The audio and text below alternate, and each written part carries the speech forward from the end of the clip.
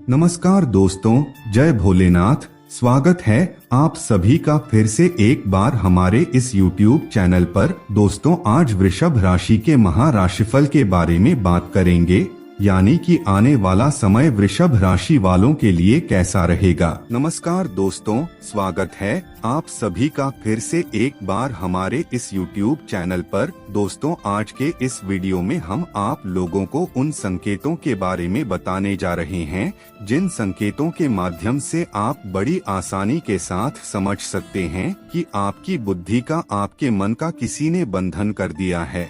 जब आपकी बुद्धि का किसी के द्वारा बंधन किया जाता है तो कुछ संकेत आपको प्राप्त होने लगते हैं।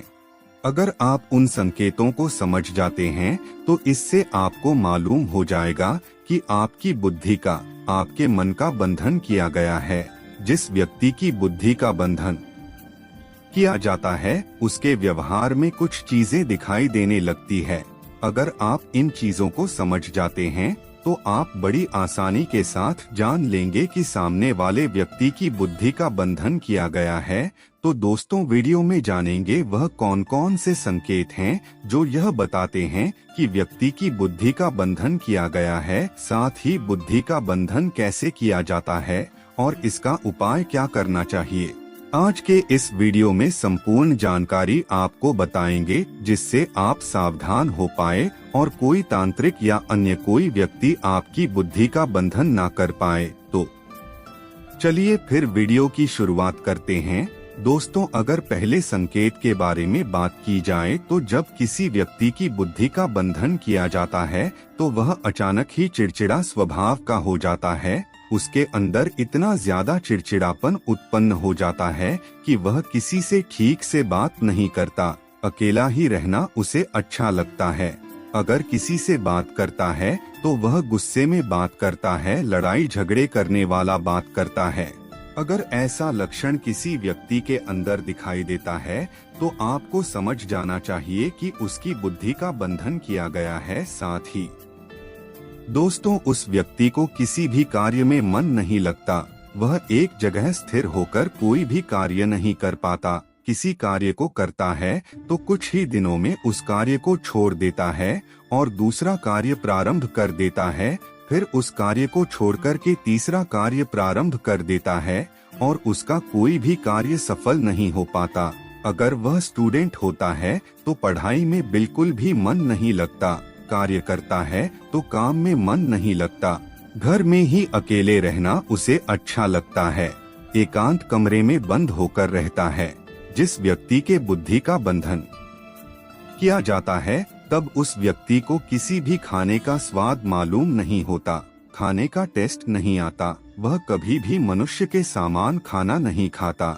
जिस प्रकार जानवर खाते हैं ठीक उसी प्रकार से वह खाना खाता है। वह थोड़ा खाएगा, बचा कुचा फेंक देगा। वह व्यक्ति न तो खाने की परवाह करता है और न ही अपने आप की परवाह करता है। कुछ भी मिलता है तो खा लेता है, कहीं पर भी पड़ा रहता है। तो ऐसे में समझ जाना चाहिए कि उस व्यक्ति के ऊपर बंधन किया गया है।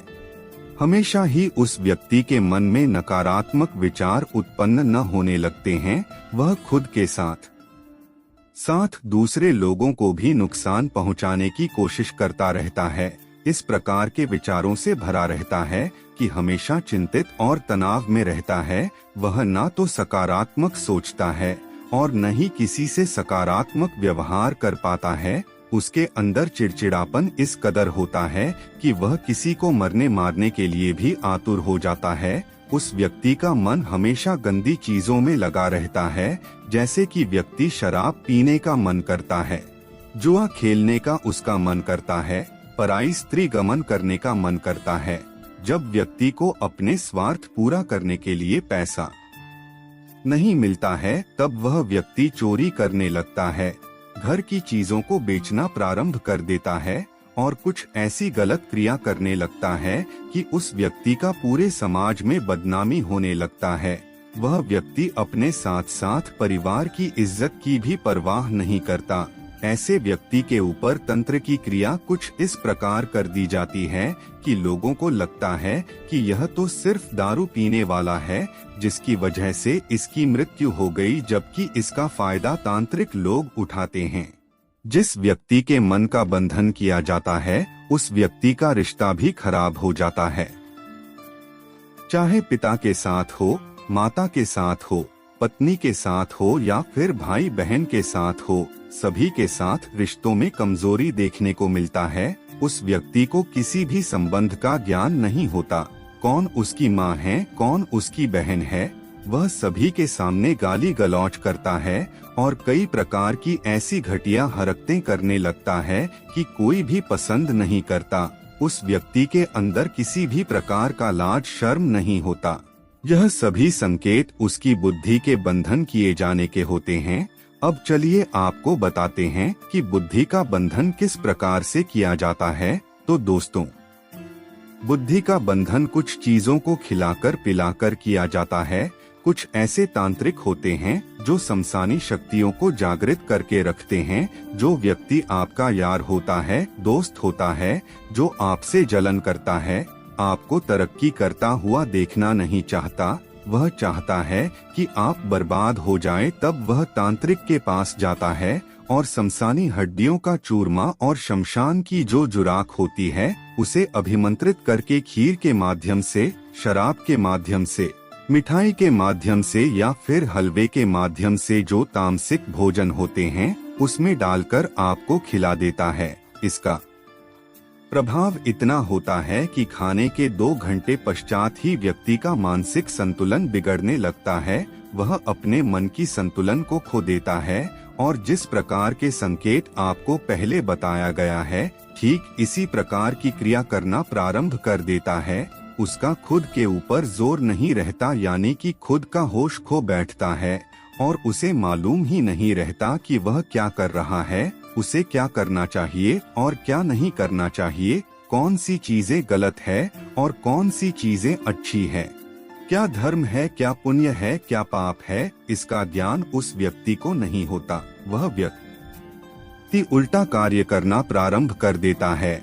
जो उसके अपने होते हैं वह उन्हें दुश्मन समझने लगता है और जो उसके दुश्मन होते हैं उन्हें अपना समझकर के प्रेम पूर्वक व्यवहार करता है, जिसकी वजह से उसे बहुत नुकसान उठाना पड़ता है। इससे परिवार की भी हानि होती है।